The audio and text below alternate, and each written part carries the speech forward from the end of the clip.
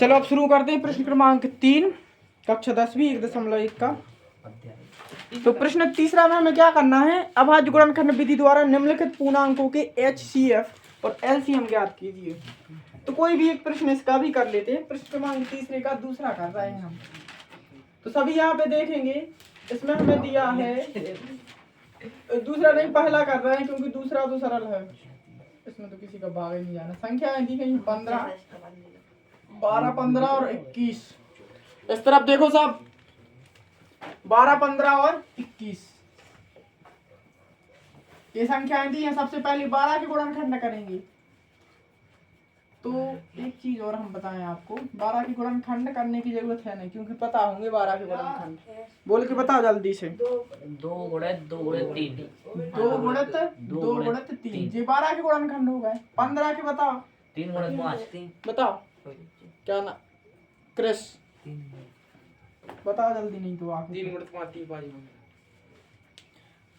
12 के 15 के गुणनखंड नहीं है। बता रत्ना खास बताओ। पता नहीं आदमी याद नहीं है, याद वो तो नहीं लगा सारी सी चीज 3 5 15 याद नहीं है इनको। चलो सत्याम अब 21 के बताओ गुणनखंड। 3 7 21 मतलब 3 गुणित 7। ठीक है, अब देखो निकालेंगे इनका HCF। HCF में क्या करना है, सबसे छोटी संख्या ढूंढो। कौन सी है? 2 है कि 12 है? इन तीनों में से 12 है। 12 का 2 देखो, इसमें है क्या? नहीं है। ये वाला 2 यहाँ पे है? नहीं है। ये 3 है, यहाँ भी है, यहाँ भी है। तो HCF क्या हो जाएगा? 3। LCM देखो, LCM में सबसे बड़ी संख्या बड़ी कौन सी है? 21। 3 गुणित 7। इसको तो बिना कहीं पे देखे लिख लो, लिख लिया। अब चेक भर कर लो, इन दोनों संख्या का कुछ छूट तो नहीं गया है। इसका 3 जो है 15 में है, 2 छूट गया। 7 सॉरी 5 इसका जो है, इसमें है क्या? 5 नहीं है, तो 5 को लिख दो। अब देखें हम किसको? 12 को। 12 का 2 इसमें नहीं है तो 2 लिख दो। दूसरा 2 इसमें है? नहीं है, इसको भी लिख दो। ये 3 है, 3 इसमें है। तो अब क्या, इसका गुणा कर दो। 30 आते कितना होना है? 21। 2 दूनी 4 और 4 पंचे 20। तो 21 में 20 का गुणा करेंगे तो 21 दूनी कितना हो जाएगा? 42। LCM कितना आ जाएगा?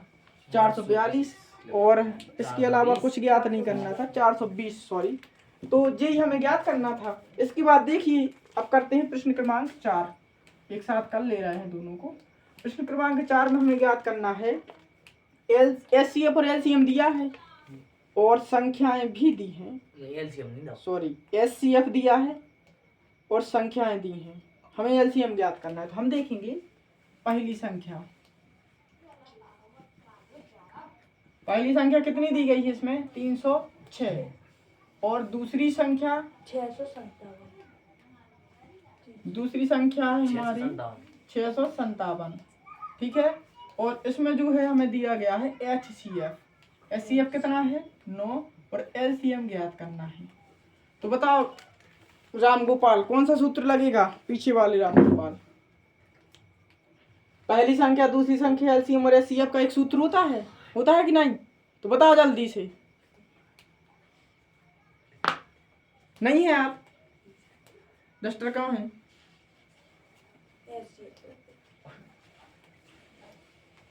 अभी तो लिखवाया था।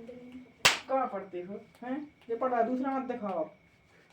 बता सत्या। पहली संख्या गुणित दूसरी संख्या बराबर HCF गुणित LCM। पहली संख्या गुणा में दूसरी संख्या और बराबर में LCM इंटू HCF। पहली संख्या गुणा दूसरी संख्या बराबर में LCM गुणित HCF। ठीक, पहली संख्या कितनी है? 306। दूसरी संख्या 657 और LCM कितना है? नहीं दिया है, ज्ञात करना है। HCF दिया है 9। ठीक है, अब ये सूत्र हम दूसरा पूछेंगे दोबारा, तो अगर नहीं बना तो फिर हमसे उठेगा। हाँ, तो अब क्या करना है? LCM ज्ञात करना है तो इस 9 का पक्षांतर कर देंगे इस तरफ।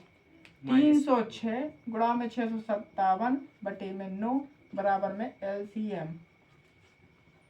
9 से काट देंगे इसको, देखो 9 इनका एचसीएफ है, दोनों से कट जाएगा, किसी को भी काट दो, इसको काट दो, 9 तिया 27, बचेंगे कितने, 3, 9 चौके 36, तो हमारे पास बता 657 गुणा में 34, इसको आगे लिख देंगे, इसको पीछे गुणा और कर दो, 4 7 28 की 8 हाथ से लाई दो, 4 5 20 2 22 की 2 हाथ से लाई दो, 6 चौके 24 और 2 कितने होते हैं, 24 और 2 26, 7 3 21 की 1 हाथ से लाई 2, 5 3 15 और 2 17 की 7 हाथ से लाई 1, 3 6 18 और 1 19, तो कर जोड़ दो इनको, 8 3 6 और 7 कितने हो जाएंगे, 13 की 3 हाथ से लाई 1, 9 और 3 12 की 2 हाथ से लाई 1 2, 22,338, सही एलसीएम का मान कितना आ जाएगा, 22,338, तो जी हमारा क्या होगा, आंसर होगा। ठीक है, एकदम साफ तो बढ़ता है। इसको लिख लीजिए आप सभी लोग। हाँ चलो नेक्स्ट क्वेश्चन देखते हैं, इसमें हमें दिया गया जांच कीजिए क्या किसी प्राकृतिक संख्या n के लिए 6 की घात n 0 पर समाप्त हो सकती है। हमसे पूछा है ये 6 की घात n, n का मान मतलब कोई भी प्राकृतिक संख्या, और प्राकृतिक संख्या कहाँ से शुरू होती है, ये शुरू होती है हमारी 1 से। फिर से लाइट चली गई, तो हमें बताना है कि n का मान जो होता है 1 से लेके चलेगा 2 3 4 ऐसे करेगा कहाँ तक, अनंत तक। तो हम देखते हैं कि जो हमारी 6 की घात n है, अगर हम 6 की गुणनखंड करेंगे तो हो जाएगा 2 गुणे 3 की घात n। अब n का मान हम कुछ भी ले लें तो ये बताना है कि 0 बनेगा कि नहीं, तो हम यहाँ पे लिखेंगे उसका कारण, हम लिखेंगे क्योंकि शून्य बनाने के लिए 2 गुणित 5 का होना आवश्यक है, का होना आवश्यक है।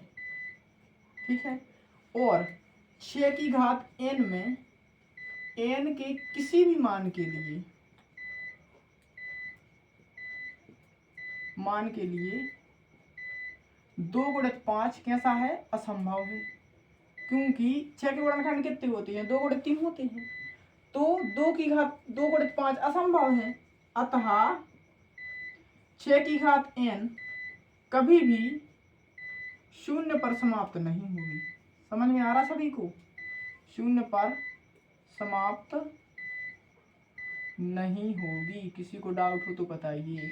6 के गुणनखंड होते हैं 2 गुणित 3, हमें शून्य बनाने के लिए 2 गुणित 5 चाहिए कम से कम मिनिमम, और 2 गुणित 5 इसमें कभी आएगा नहीं, n का मान कितना भी रख दो, तो हमने लिख दिया कि 2 गुणित 5 असंभव है, अतः 6 की घात n कभी शून्य पर समाप्त नहीं होगी। अब इसके बाद एक दूसरा प्रश्न और है, छठवां, इसको और देख लेते हैं हम। क्वेश्चन 6, इसमें जो प्रश्न हमें दिया गया है हमें चेक करना है और व्याख्या करना है कि 7 गुणित 11 गुणित 13 धन 13 एवं 7 गुणित 6 गुणित 5 गुणित 4 गुणित 3 गुणित 2 गुणित 1 धन 5, ये दो संख्या जो हमारे पास हैं, तो यहाँ पे हम देखेंगे इनको हमें चेक करना है कि जी भाज्य संख्या है या अभाज्य। हम देखेंगे पहली संख्या, पहली है 7 गुणित 11 गुणित 13 प्लस 13, इसमें देखना एक जे है और एक जे 13 है, इसमें से हम 13 को बाहर लेंगे, 13 इधर भी है इधर भी है, 13 होगा नेक्स्ट, तो हम लिखेंगे 7 गुणित 11, 13 तो बाहर आ गया, प्लस 13 बाहर आया तो 1 बचेगा, हम लिखेंगे यह संख्या 13 से कैसी है, विभाज्य है, 13 से क्या है, विभाज्य है, मतलब 13 का भाग चला जाएगा इसमें। फिर देखेंगे दूसरी संख्या, दूसरी संख्या लिखिए 7 गुणित 6 गुणित 5 गुणित 4 गुणित 3 गुणित 2 गुणित 1 धन 5, इसमें देखिएगा 5 इधर और 5 इधर है, तो 5 को लिख देंगे, फिर क्या बचेगा 7 गुणित 6 गुणित 4 गुणित 3 गुणित 2 गुणित 1, तो प्लस में कितना 1, यहाँ पे लिखेंगे यह संख्या 5 से विभाज्य है। बस यही तो बताना था कि ये भाज्य है कि अभाज्य है, तो हम लिखेंगे अतः नहीं है, दोनों संख्याएं कैसी हैं, भाज्य संख्याएं हैं।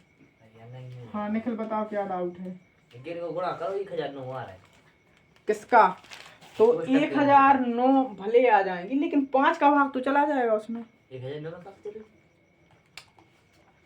जिस 5 लिखा है, इस जी संख्या लिखी है आपके पास, इसमें आप 13 के भाग दोगे, 13 से 13 कट नहीं जाएगा, 13 का भाग चला जाएगा वो उसमें। 78 11 साथ 77 और एक 78 तो 78 11 7 77 और एक 78। 78, तो क्या आ जाएगा 13 गुणित 78। हाँ ठीक है, तो अब क्या समस्या है?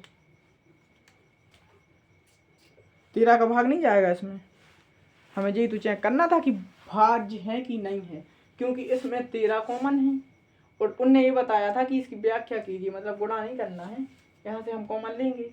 ठीक, इसको नोट कर लो सभी लोग।